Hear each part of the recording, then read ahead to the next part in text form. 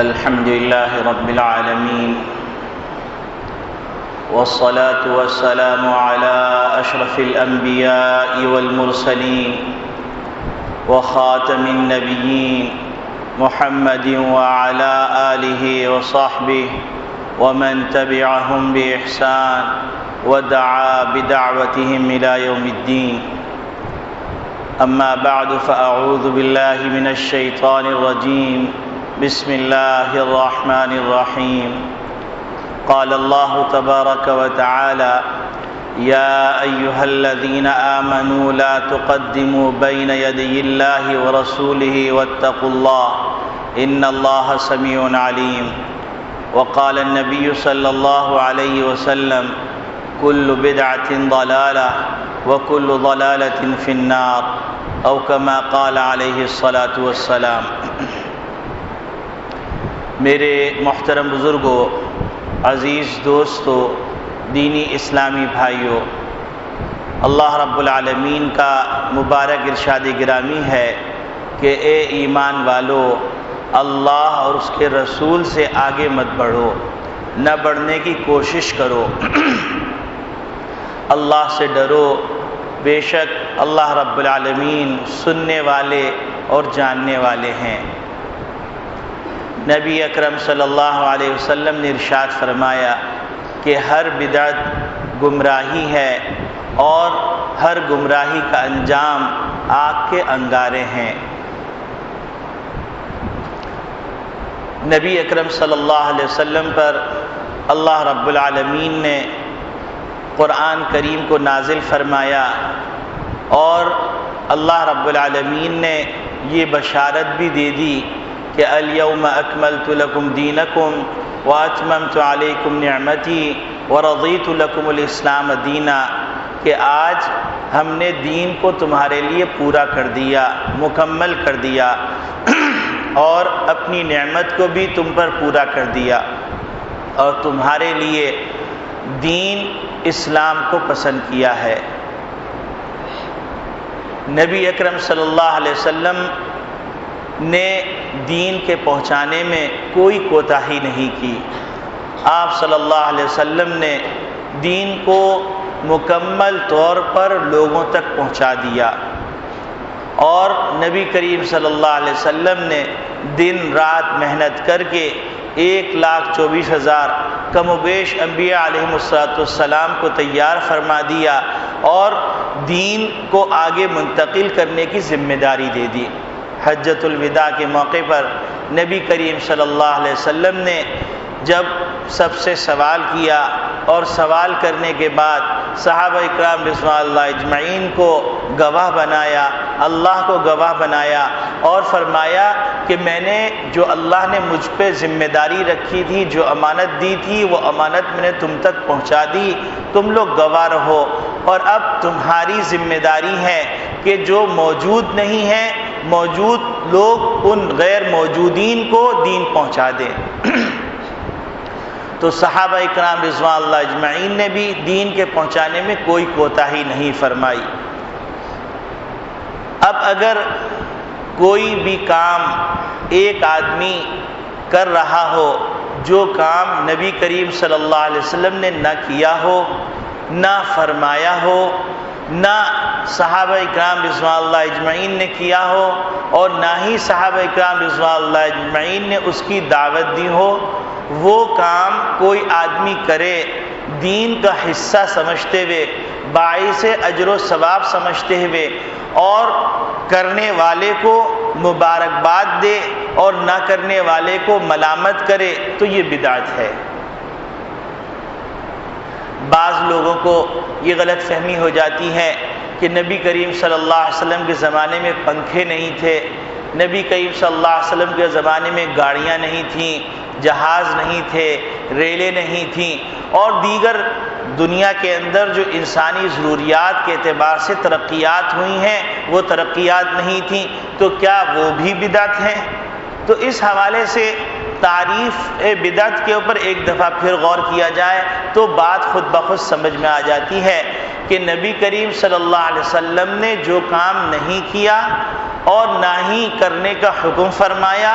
نہ صحابہ کرام رضوان اللہ اجمعین نے تلقین فرمائی، اور وہ کام آدمی دین کا حصہ سمجھ کر کرے، اور دین کا حصہ سمجھ کے کرنے کے ساتھ ساتھ جو کرے اس کو مبارکباد دے، اور جو نہ کرے اس کو ملامت کرے تو بدعت ہے۔ اب اگر کسی آدمی نے پنکھا اپنے گھر میں لگایا ہے تو کوئی بھی نہیں کہتا کہ آپ نے بڑا دین کا کام کیا ہے۔ اگر کسی آدمی نے گاڑی خرید لی تو کوئی بھی نہیں کہتا آپ نے بڑے دین کا کام کیا ہے، گاڑی آپ نے خرید لی۔ اور اگر کسی نے پنکھا نہیں لگایا یا گاڑی نہیں خریدی تو کوئی اس پر ملامت نہیں کرتا ہے۔ اس کو مزید سمجھنے کے لیے ایک دو مثال سے یوں سمجھیے کہ مثال کے طور پر ایک آدمی مغرب کی نماز پڑھ رہا ہو، اور مغرب کی نماز پڑھنے کے اندر اس کے دل میں یہ خیال آئے کہ 3 کا فگر بڑا عجیب غریب ہے، کیوں نہ ہم اس کو 4 کا کر لیں تاکہ 2 پہ تقسیم ہو جائے۔ تو اب اس آدمی نے اگر ایسا کیا تو یہ نماز تو دین کا حصہ ہے، اور نماز آدمی پڑھتا ہے دینداری کی وجہ سے، اللہ نے جو ذمہ داری دی ہے اس ذمہ داری کی وجہ سے پڑھتا ہے۔ اور اگر کوئی نماز نہ پڑھے تو وہ باعث ملامت ہے، باعث شرم و حیا کی بات ہے کہ اللہ رب العالمین کے انعامات اور اللہ رب العالمین کی نعمتوں سے لطف اندوز ہو اور اللہ کی بندگی نہ کرے، اللہ کی اطاعت نہ کرے، اور صبح شام اللہ اس کی حفاظت کر رہے ہوں، اس کے سانس کی نالی کے اندر کھانا نہ جا رہا ہو، کھانے کی نالی میں سانس نہ پھنس رہی ہو، اور اسی طریقے سے معدے گردے تمام چیزیں صحیح کام کر رہی ہیں، یہ ساری اللہ کی نعمتیں ہیں۔ اور پھر انسان کے جو دشمن مخلوقات ہیں اتنی ہیں کہ اگر اللہ رب العالمین اپنے حفظہ فرشتوں کے ذریعے سے جو محافظ فرشتے ہیں انسان کی حفاظت نہ فرماتے تو ایک لمحہ انسان جی نہیں سکتا۔ پھر آپ دیکھیے کہ اللہ رب العالمین نے زمین کے اندر نعمتوں کے خزانے رکھے، اللہ رب العالمین نے پھر زمین کے اندر کشش ثقل رکھی کہ اگر زمین کے اندر یہ کشش نہ ہوتی تو جس طرح انسان فضا میں پہنچ کے اڑنے لگتا ہے، بے وزن ہو جاتا ہے، بے حقیقت ہو جاتا ہے، اسی طرح انسان زمین پر بھی اڑنے لگے اور زمین پر بھی پاؤں نہ لگے۔ یہ ساری اللہ کی نعمتیں ہیں۔ پھر اس کے بعد ماں باپ کی صورت میں اللہ نے نعمت عطا فرمائی، آنکھوں کی صورت میں اللہ نے نعمت عطا فرمائی، ماں باپ کے دل میں محبت ڈالی، یہ اللہ کا انعام۔ پھر اللہ رب العالمین نے بے شمار نعمتوں کا، پانی کا ایک پورا فلسفہ ہے، کھانے کا ایک پورا نظام ہے، انسان کی حفاظت کا پورا ایک نظام ہے، انسان کے ہضم کا پورا ایک نظام ہے، انسان کے نگلنے کا پورا ایک نظام ہے، انسان کے خون بننے کا پورا ایک نظام ہے، انسان کے فضلات کو خارج ہونے کا ایک الگ نظام ہے، انسان کے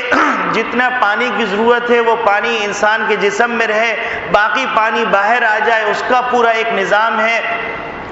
انسان کے اندر ناخنوں کے بڑھنے کا ایک نظام ہے، بالوں کے بڑھنے کا ایک نظام ہے۔ آپ دیکھیے ایسا کبھی نہیں دیکھنے میں آیا کہ پلکیں بڑھتے بڑھتے بڑھتے بڑھتے انسان کے رخسار پہ آ گئی ہوں، ایک مخصوص مقدار کے مطابق پلکیں بڑھ گئیں، بس پھر وہ ایک نظام ہے، بھووں کا ایک نظام ہے، کانوں کا ایک نظام ہے۔ اللہ کی کتنی نعمتیں ہیں، یہی تو اللہ میاں کہہ رہے ہیں وَفِي أَنفُسِكُمْ أَفَلَا تُبْصِرُونَ، کیا تم اپنی ذات میں غور نہیں کرتے کہ اللہ کی وحدانیت کی دلیلیں، اللہ کی سامنے عاجزی کرنے کی دلیلیں؟ تو ایک آدمی اگر نماز نہیں پڑھتا تو وہ ملامت کے لائق ہے، اس پہ ملامت کی جائے اور اس سے ناراضگی کا اظہار کیا جائے کہ اللہ کی اتنی نعمتیں استعمال کرنے کے باوجود اللہ کے سامنے سجدہ کرنے کی توفیق نہیں ہو رہی، اللہ کے سامنے جھکنے کی توفیق نہیں ہو رہی، زبان سے شکر کے کلمات ادا کرنے کی توفیق نہیں ہو رہی۔ تو ایک آدمی اگر مغرب کی نماز پڑھ رہا ہے تو باعث مبارکباد، باعث بشارت، اور اگر نہیں پڑھ رہا تو باعث ملامت۔ اب ایک آدمی یہ سوچنے لگے کہ میں مغرب کی نماز پڑھ رہا ہوں تو مغرب کی نماز 3 کی جگہ پر میں 4 پڑھ لوں، تو اب یہ اللہ کے حکم سے بھی آگے بڑھنا ہے اور رسول اللہ صلی اللہ علیہ وسلم کے حکم سے عمل سے بھی آگے بڑھنا ہے، صحابہ کرام رضوان اللہ اجمعین سے بھی آگے بڑھنا ہے، اور اس آیت کی خلاف ورزی کرنی ہے کہ یا ایھا الذین آمنوا لا تقدموا بین یدی اللہ ورسولہ واتقوا اللہ، اے ایمان والو نہ اللہ سے آگے بڑھنے کی کوشش کرو اور نہ ہی رسول اللہ صلی اللہ علیہ وسلم سے آگے بڑھنے کی کوشش کرو۔ تو بدعت کے اندر انسان اللہ اور اللہ کے رسول سے آگے بڑھنے کی کوشش کرتا ہے، جو کہ قابل ملامت ہے۔ اسی طریقے سے اللہ رب العالمین نے فرمایا کہ حج کے موقع پر تم 7ویں تاریخ کے گزرنے کے بعد 8ویں تاریخ کو مینا چلے جاؤ۔ اب ایک آدمی یہ کہے کہ مینا کیوں چلا جاؤں، میدان تو ایک خالی میدان ہے، اس خالی میدان میں مجھے جا کے 5 نمازیں پڑھنے سے اچھا نہیں ہے کہ میں حرم میں پڑھوں تاکہ میں حرم کے اندر 50 لاکھ نمازوں کا ثواب پالوں۔ اب اگر یہ آدمی ایسا کرے گا تو ایسا کرنا اللہ سے آگے بڑھنا ہے، رسول اللہ صلی اللہ علیہ وسلم سے آگے بڑھنا ہے، اور یہ بھی ایک بدعت کی صورت ہے۔ اسی طریقے سے عرفات کا معاملہ لے لیجئے، اسی طریقے سے جمرات کا معاملہ لے لیجئے، اسی طریقے سے مزدلفہ کا معاملہ لے لیجئے۔ اب کوئی آدمی کہے کہ جمرات میں رش بہت ہوتا ہے تو کیوں نہ میں 9ویں تاریخ کے گزرنے کا انتظار کرنے کے بجائے میں 6ٹھی تاریخ کو، 6ٹھی ذی الحجہ کو آ کر میں جمرات پہ کنکریاں مار لوں، 7 کی جگہ پر میں 14 کنکریاں مار لوں گا، 3 شیطانوں کو ایک دفعہ مارنے کے بجائے میں 3 دفعہ مار لوں گا۔ تو اب اس کا ایسا کرنا اللہ کی نگاہ کے اندر کوئی قابل تعریف نہیں۔ اصل اللہ کے حکم اور رسول اللہ صلی اللہ علیہ وسلم کے طریقے کے پورا کرنے کے اندر اللہ کی طرف سے ثواب ملے گا۔ اللہ کے حکم کو توڑنے کے اندر، اللہ کے حکم کے اندر کوئی نئی چیز کو ایجاد کرنے کے اندر، جس کو بدعت کہا جاتا ہے، اللہ رب العالمین کی ناراضگی کا سامنا کرنا پڑے گا۔ اسی طریقے سے اللہ رب العالمین نے فرمایا کہ تم روزہ رکھو۔ اب ایک آدمی نے روزہ رکھا، روزہ رکھنے کے بعد اس آدمی نے سوچا کہ میں تو سمجھ رہا تھا کہ میں عصر تک بھی برداشت نہیں کر سکوں گا، تو اب میں نے مغرب تک تو برداشت کر لیا، اب کیا مذائقہ ہے کہ میں 1 گھنٹہ اور رک جاؤں، عشاء تک رک جاؤں، اور رکنے کے بعد پھر میں افطاری کروں۔ تو اب یہ بدعت ہے، اللہ سے آگے بڑھنا ہے، رسول اللہ صلی اللہ علیہ وسلم سے آگے بڑھنا ہے، اور اللہ نے فرمایا کہ جس وقت کہا کہ کھانا پینا چھوڑ دو، اس وقت کھانا پینا چھوڑنا ثواب، اور جس وقت کہا کہ افطاری کر لو تو فوراً افطاری کرنا ثواب ہے، تاخیر کرنا اللہ کی ناراضگی، اور تاخیر کرنے والا بدعتی سمجھا جائے گا۔ اسی طریقے سے اللہ رب العالمین نے ہم کو بہت سارے احکامات دیے، ان بہت سارے احکامات میں کوئی آدمی یہ سوچنے لگے کہ سحری کرنا تو بڑی اچھی بات ہے، لیکن میں ایسا کرتا ہوں کہ سحری ابھی کرنے کے بجائے میں رات میں اٹھوں، مشقت کروں، اس سے اچھا یہ کہ میں عشاء کے فوراً بعد تراویح پڑھ کر سحری کھا لوں اور پھر اس کے بعد سو جاؤں۔ تو اب اللہ رب العالمین نے نبی کریم صلی اللہ علیہ وسلم کی زبانی جو سحری کھانے والوں پر بشارتیں دی ہیں اور جو انعامات کا وعدہ کیا ہے، ان میں سے کوئی بھی انعام نہیں ملے گا، کیونکہ سحری کی جو تعریف ہے اہل لغت کے اندر، تو وہ تعریف اس کھانے کے اوپر ثابت نہیں آتی۔ تو اب جو لوگ ایسا کریں گے ان کو ثواب نہیں ملے گا۔ اسی طریقے سے کوئی آدمی، جیسے آج کل ایک عجیب رمضان میں کئی لوگوں سے سننے کو ملا کہ رمضان مبارک میں سحری کھانے کے لیے اٹھے،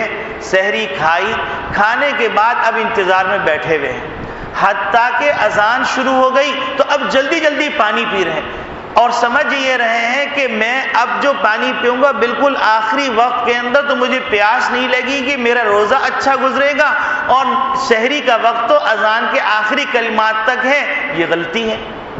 ایسا کرنے والوں کے روزے خراب ہو گئے، کیونکہ سحری اذان کے شروع ہونے سے پہلے تک اس کا وقت ہے، اذان جیسے ہی شروع ہوئی ویسے ہی سحری کا وقت ختم ہو گیا۔ اور اگر 5 منٹ پہلے اپنے آپ کو تیار کر کے بیٹھ جائیں گے تو اس میں کیا حرج ہے، لیکن پتہ نہیں لوگوں کو کیا ہو گیا کہ وہ عبادت کرنے بھی جا رہے ہیں لیکن عبادت اس طریقے سے کر رہے ہیں جیسا ان کا دل چاہ رہا۔ تو اسلام نے، نبی کریم صلی اللہ علیہ وسلم نے جو بات ہم کو بتلائی ہے وہ یہ بات بتلائی ہے کہ شریعت کے اندر کسی کے کرنے نہ کرنے میں کچھ نہیں رکھا، اللہ کے حکم میں اس کی اتباع میں رکھا ہے۔ نبی کے طریقے میں رکھا۔ اب نبی کے طریقے کو چھوڑ کر کوئی طریقہ اختیار کیا جائے گا، چاہے ظاہری شکل کے اندر وہ عبادت کا ہی طریقہ ہو، لیکن اس کے اندر ثواب نہیں ملے گا، گناہ ملے گا، کیونکہ یہ اللہ اور اللہ کے حکم سے آگے بڑھنا، رسول اللہ صلی اللہ علیہ وسلم کے طریقے سے آگے بڑھنا ہے۔ اور سورۃ الحجرات کی پہلی آیت کے اندر یہی بات سمجھائی گئی ہے کہ یا ایھا الذین آمنوا لا تقدموا بین یدی اللہ ورسولہ واتقوا اللہ، کہ اللہ اور اللہ کے رسول سے آگے بڑھنے کی کوشش نہ کرو۔ اب اسی طریقے سے ایک اور مثال سے سمجھیے کہ اللہ رب العالمین نے نبی کریم صلی اللہ علیہ وسلم کے ذریعے ہم کو یہ بتلایا کہ سفر کے اندر آپ 4 رکعت والی نماز کو 2 رکعت پڑھیے، اس کو قصر نماز کہتے ہیں،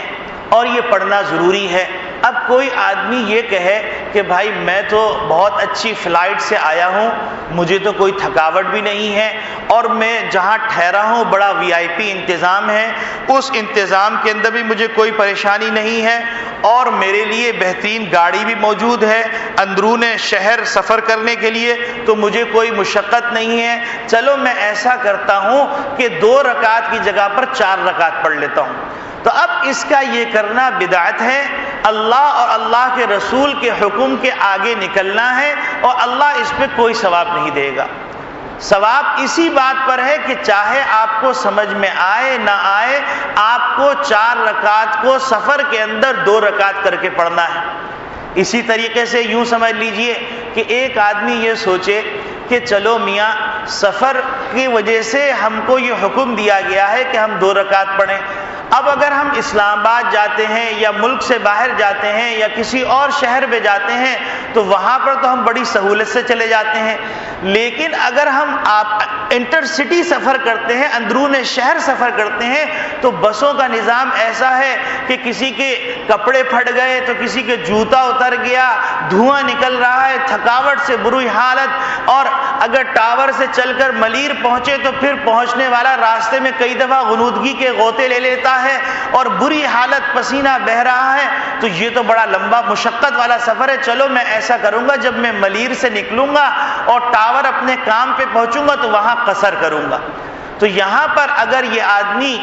اس سفر کے لغوی معنی کے اعتبار سے تو سفر ہے لیکن شرعی سفر نہیں ہے، اگر یہ آدمی یہ طریقہ ایجاد کرے گا تو یہ بدعت ہے، اس پہ کوئی ثواب نہیں ملے گا، اور ایسا کرنے والے کی نماز بھی قبول نہیں ہوگی۔ تو یہ تو وہ مثالیں ہوئیں کہ کوئی بھی کام جو نبی کریم صلی اللہ علیہ وسلم کے زمانے میں نبی کریم صلی اللہ علیہ وسلم نے نہیں کیا، اور نبی کریم صلی اللہ علیہ وسلم نے اس کا حکم نہیں دیا، اور نبی کریم صلی اللہ علیہ وسلم کے سامنے وہ کام کیا گیا ہو، نبی کریم صلی اللہ علیہ وسلم نے سکوت اختیار کیا ہو، اور ایسی کوئی بات نہ ہو، صحابہ اکرام رضوان اللہ اجمعین نے بھی نہیں کیا اور اس کی تلقین نہیں فرمائی، وہ کام آدمی ثواب کی نیت سے کرے اور کرنے والے کو مبارکباد دے اور نہ کرنے والے کو ملامت کرے تو یہ بدعت ہے۔ اب جب چند مثالوں سے بدعت کی حقیقت سمجھ میں آ گئی تو اب آپ یوں سمجھیے کہ مثال کے طور پر کوئی آدمی یہ کہے کہ شب رات آ رہی ہے تو شب رات کے اندر میں ایسا کرتا ہوں کہ چراغاں کر لیتا ہوں، ربیع الاول آ رہا ہے تو میں 12 لائٹیں لگا کر میں چراغاں کر لیتا ہوں۔ اب آپ حیران ہوں گے کہ اس کی عجیب غریب فضیلتیں مقرر کی ہیں۔ سوال کی بات یہ ہے کہ ثواب دینے والے کون ہیں؟ اللہ رب العالمین۔ اور ثواب کی اطلاع دینے والے کون ہیں؟ رسول اکرم صلی اللہ علیہ وسلم۔ نبی کریم صلی اللہ علیہ وسلم نے ایسی کوئی بات نہیں فرمائی، تو یہ فضیلتیں جو باقاعدہ کتابچے چھپ رہے ہیں اور کتابچے چھپ کر لوگوں کو اس بات کی دعوت دی جا رہی ہے، بدعات کی ترویج دی جا رہی ہے، تو یہ بشارتیں کس نے سنائی؟ اللہ نے تو نہیں سنائی،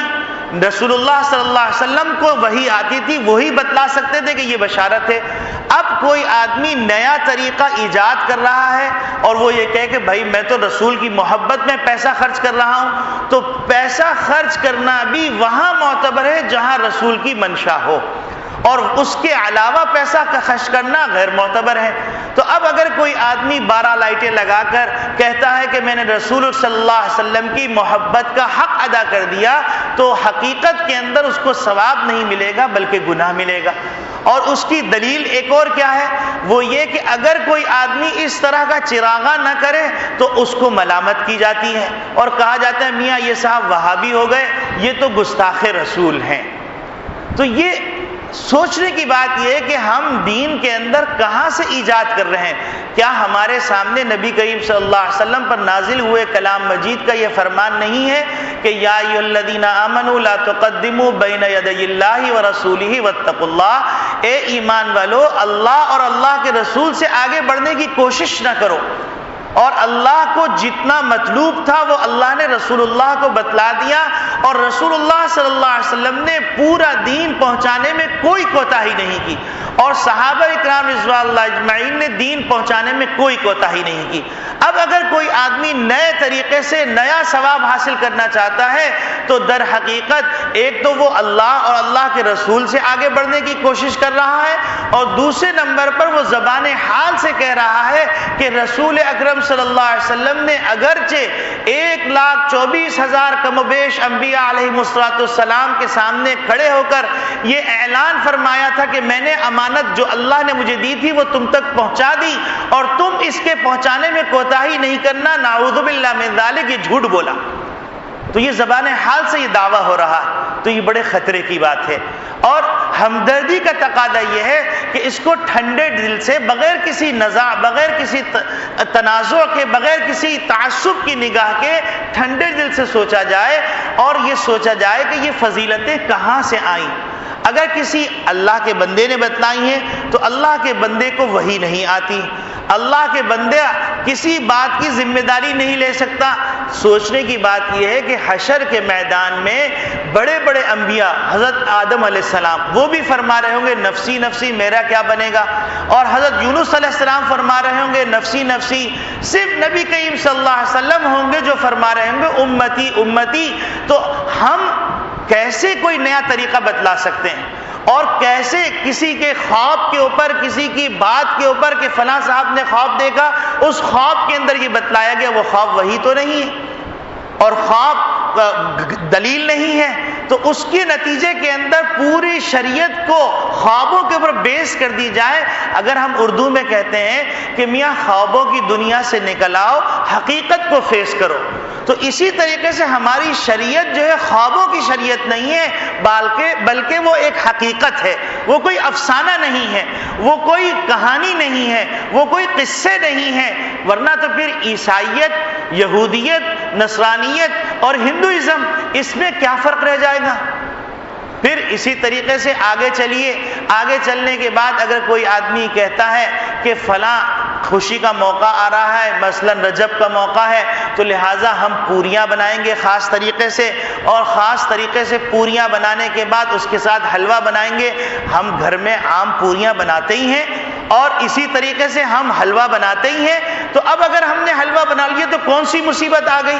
تو سوچنے کی بات یہ ہے کہ نماز کے اندر اگر ایک رکعت کا اضافہ کر دیا جائے، حالانکہ وہ نمازی ہے اور رکعت کے اندر قرآن ہی پڑھا جا رہا ہے، رکعت کے اندر رکوع ہی کیا جا رہا ہے، رکعت کے اندر سجدہ ہی کیا جا رہا ہے، وہ بھی اللہ کے نزدیک مردود ہے، تو پھر اپنے خاص انداز سے جو کام نبی نے نہیں کیا، جو کام صحابہ نے نہیں کیا، اور جس کے اوپر کوئی ثواب کی دلیل نہیں موجود، قرآن میں کوئی بات موجود نہیں ہے، وہ کام ہم کریں اور اس کے لیے ثواب کی امید رکھیں، تو پھر تو وہ حدیث ہمارے سامنے ہونی چاہیے، والعاجز من اتبع نفسہ ہواها، عاجز اور کنگال ہے وہ شخص جو اپنے نفس کی پیروی کر رہا ہے، یہ نبی کا فرمان ہے، اپنے نفس کی پیروی کر رہا ہے، وتمنى علی اللہ الامانی، اور اللہ سے بڑی بڑی امیدیں مانگ کے بیٹھا ہے، تو اب یہ امیدیں قابل قبول نہیں ہوں گی۔ اب مثال کے طور پر ایک آدمی یہ کہتا ہے کہ میرے والد صاحب نے مجھے کہا ہے کہ تم اگر امتحان میں فرسٹ آ جاؤ گے تو میں تمہیں اچھی سی گاڑی دلا دوں گا۔ اب وہ آدمی امتحان میں محنت کرنے کے بجائے والد نے جس وجہ سے یہ بشارت دی ہے، یہ فضیلت سنائی ہے، اس فضیلت کے طریقے کو اختیار کرنے کے بجائے شو روموں کے چکر لگانا شروع کر دے اور اچھی سے اچھی گاڑی پسند کرے، اور روزانہ جب آپس میں دوست بیٹھے تو ڈسکشن ہو رہی ہے فلاں گاڑی بڑی اچھی ہے، بڑی شاندار ہے، اور اس شو روم میں اتنے کی ہے، اس شو روم میں اتنے کی ہے، اور اس گاڑی کے حصول کے لیے کوشش نہ کرے، تو کیا یہ فضیلتیں کارگر ہوں گی؟ یا اس کی محنت کارگر ہوگی؟ یقیناً یہ اپنے آپ کو دھوکہ دینا ہوگا، یقیناً اپنے آپ کو تھکانا ہوگا، یقیناً اپنے آپ کو مشقت میں ڈالنا ہوگا۔ تو ہم کو چاہیے کہ ہم نبی کریم صلی اللہ علیہ وسلم کے طریقوں کو سیکھیں، اور نبی کریم صلی اللہ علیہ وسلم نے جس موقع پہ جتنی بات کہی ہے بس اتنی بات کریں، اس سے زیادہ بات کرنا سوائے ہلاکت کے، تباہی کے اور کچھ بھی نہیں۔ اور اللہ رب العالمین تو خوش ہوں گے جب محبوب کی نقل ہو، کیونکہ اللہ رب العالمین نے صاف صاف فرما دیا قل ان کنتم تحبون اللہ فاتبعونی یحببکم اللہ۔ رسول اللہ صلی اللہ علیہ وسلم کی پیروی کرو گے تو اللہ کے محبوب بنو گے، اور رسول کے طریقے کو چھوڑ کر کوئی طریقہ اختیار کرو گے تو محبوب نہیں بنو گے۔ تو اللہ کا محبوب بننا ہے اور رسول صلی اللہ علیہ وسلم کو اپنا محبوب بنانا ہے تو انہی کی نقل کرنی پڑے گی، چاہے ٹیڑھی بھینگی کسی قسم کی ہم رسول اللہ صلی اللہ علیہ وسلم کی کمزوریوں کے ساتھ نقل کریں، لیکن انشاءاللہ منزل مقصود تک پہنچ جائیں گے۔ لیکن اگر محبت تو رسول کی ہو لیکن طریقہ عام انسانوں کا ہو تو یہ رسول کی محبت نہیں ہے، وہ گڑھنے والے اور طریقے بتلانے والوں کے طریقے ہیں۔ اب اگر کوئی آدمی یہ کہے نعوذ باللہ من ذالک کہ نبی کریم صلی اللہ علیہ وسلم کے بعد بھی کوئی نبی آئے گا، تو ہم جیسے آج کل بڑی زور و شور سے یہ بحث چلی ہوئی ہے اور روشن خیال لوگ اس پہ بھی روشنی ڈال رہے ہیں کہ رسول اللہ صلی اللہ علیہ وسلم کے شان میں گستاخی کرنے والا اور نبی کریم صلی اللہ علیہ وسلم کے بعد نبوت کا دعویٰ کرنے والا وہ کافر نہیں ہے، وہ بھی مسلمانوں کا ایک طبقہ ہے، تو یہ خام خیالی ہے، بیوقوفی ہے، پاگل پن ہے، اور ایک ایسی حقیقت کا انکار ہے جو حقیقت قرآن سے بھی ثابت ہو چکی، حدیث سے بھی ثابت ہو چکی، اور اس کو چھوڑ کر ہم دعویٰ کریں ہم حضور سے محبت کرتے ہیں، لیکن حضور کے باغیوں سے ہمارے رسم و رواج ہوں، حضور کے باغیوں سے ہمارے تعلقات ہوں، حضور کے باغیوں کی باتیں اچھی ہوں، حضور کے باغیوں کے لیے ہماری ہمدردی ہو، تو پھر سوچ سکتے ہیں کہ ایمان کے کس درجے میں پہنچ چکے ہیں۔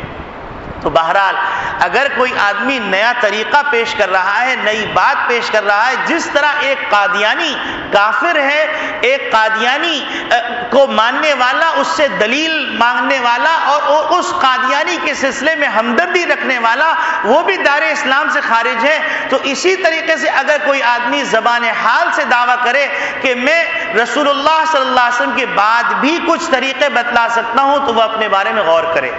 اور اپنے بارے میں غور کر کے اپنی اصلاح کی فکر کرے، خطرے کے اندر ہے۔ تو لہٰذا نبی کریم صلی اللہ علیہ وسلم سے محبت کا تقاضا یہ ہے کہ نبی کریم صلی اللہ علیہ وسلم کی نقالی کی جائے، اور یہ ایک واحد راستہ ہے جنت پہ جانے کا۔ اس کے علاوہ جتنے بھی راستے ہیں وہ جنت سے نکالنے والے ہیں، جنت کے پاس سے گزر جانے والے راستے ہیں، لیکن وہ راستے جنت تک پہنچانے والے نہیں۔ تو نبی کریم صلی اللہ علیہ وسلم نے جس موقع پر جو عمل کیا اور جتنا کیا اتنا ہی ہم کو کرنا ہے، اس سے زیادہ نہیں کرنا، محبت کے اندر بھی حد سے تجاوز نہیں کرنا۔ اب اسی طریقے سے ایک اور مثال یوں سمجھ لیجئے کہ ایک آدمی یوں کہے کہ بھائی ہمارے مرحوم کا انتقال ہو گیا، ہمارے عزیز کا انتقال ہو گیا، ہم تیسرے دن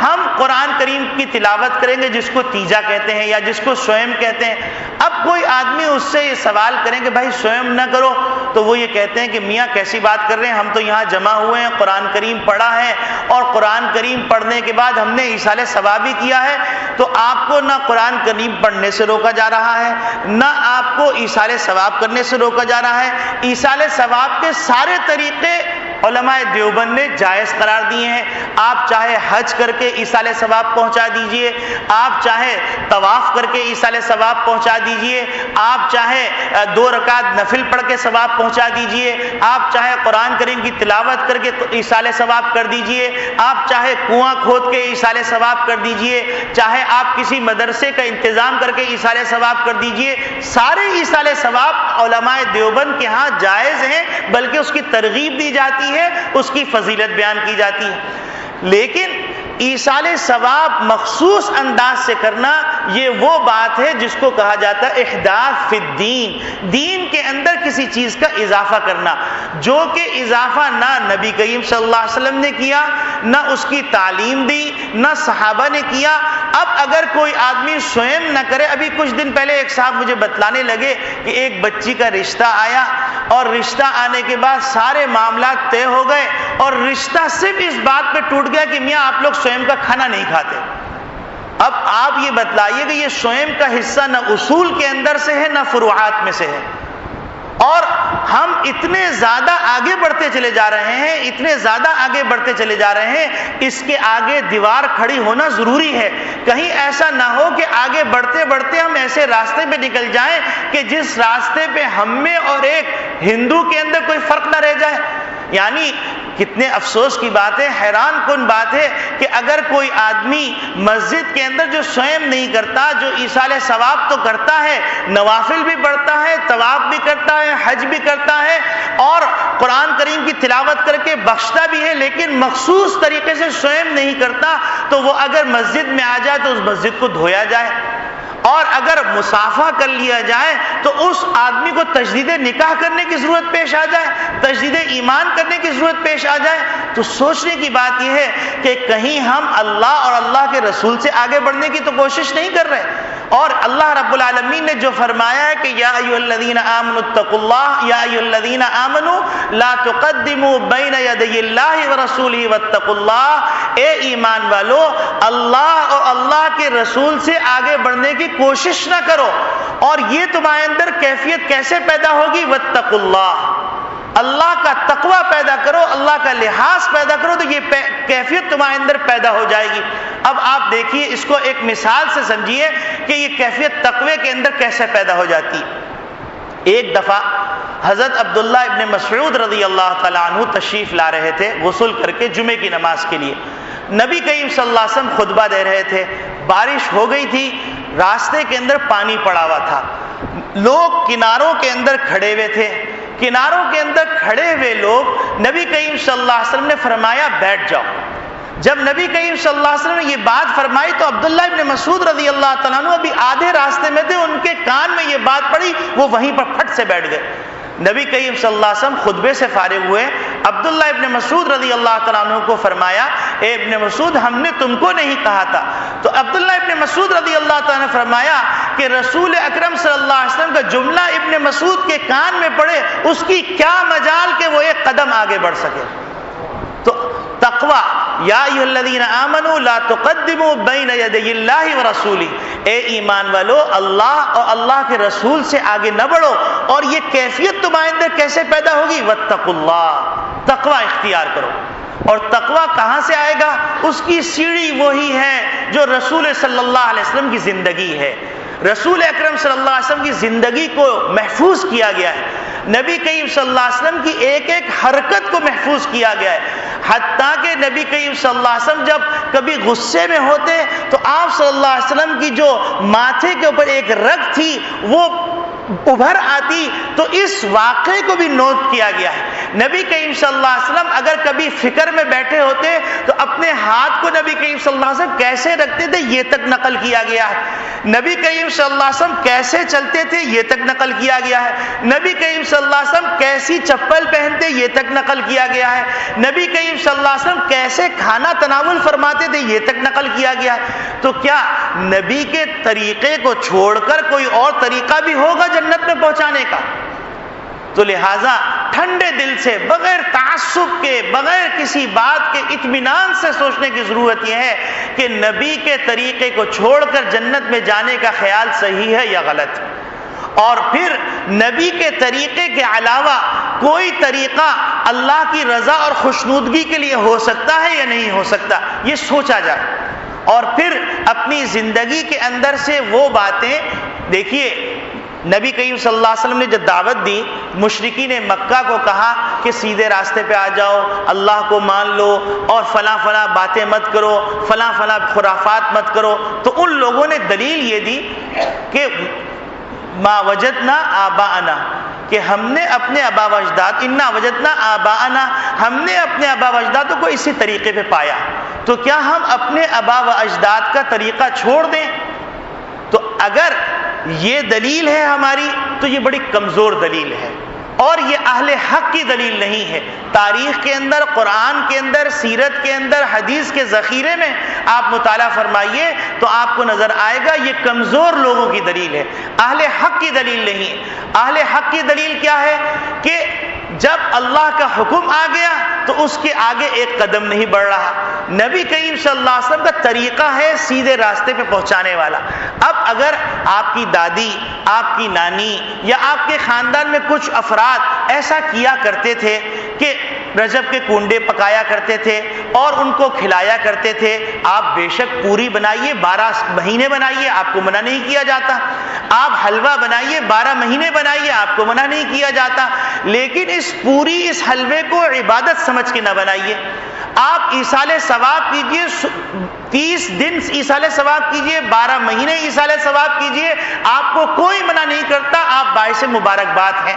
لیکن ایک خاص طریقہ بنا کر اور اس کو ایصال ثواب کا ذریعہ سمجھیے تو یہ پسندیدہ نہیں ہے، یہ شریعت نہیں. تو میرے عزیز دوستو بھائیوں، ہم اپنی زندگی کا اثر نو محاسبہ کریں اور اس کا استحضار کریں اور دیکھیں کہ ہماری زندگی کے اندر کہاں کہاں خرافات آ گئی ہیں اور کہاں کہاں ایسی باتیں آ گئی ہیں جو رسول اللہ صلی اللہ علیہ وسلم کی تعلیمات سے دور کرنے والی ہیں. ایسی باتوں کو اپنی زندگی سے نکالیں اور نکالنے کے بعد ہم وہ باتیں اپنائیں جو باتیں نبی کریم صلی اللہ علیہ وسلم نے کی ہیں. آپ صلی اللہ علیہ وسلم کی زندگی کا قسم خدا کی کوئی گوشہ ایسا نہیں ہے جس کو صحابہ اکرام رضوان اللہ اجمعین نے محفوظ نہ کیا ہو. ہر گوشہ محفوظ ہے. نبی کریم صلی اللہ علیہ وسلم کی سیرت سے متعلق جتنی کتابیں لکھی گئیں، احادیث کے حوالے موجود ہیں، احادیث میں آپ رجوع کر سکتے ہیں. اب اگر کوئی بزرگ نے خواب میں کوئی بات دیکھی تو ٹھیک ہے، انہوں نے خواب میں دیکھی، ہم بزرگ کی تنقیص نہیں کرتے، بزرگی کی بھی مانتے ہیں، لیکن ہمارے نزدیک بزرگ وہی ہے جو حضور کے طریقے پر ہو. اور حضور کے طریقے کو چھوڑ کر کوئی بزرگ بن رہا ہے، چاہے وہ ہوا میں اڑتا چلا جائے، تو اس سے اچھے تو پھر اسرائیل والے ہیں، امریکہ والے ہیں جو پیراشوٹ کے ذریعے سے ہوا میں اڑتے رہتے ہیں، وہ بھی بزرگ ہو گئے. ہندوؤں کو دیکھ لیجئے، ہندوؤں کی عجیب عجیب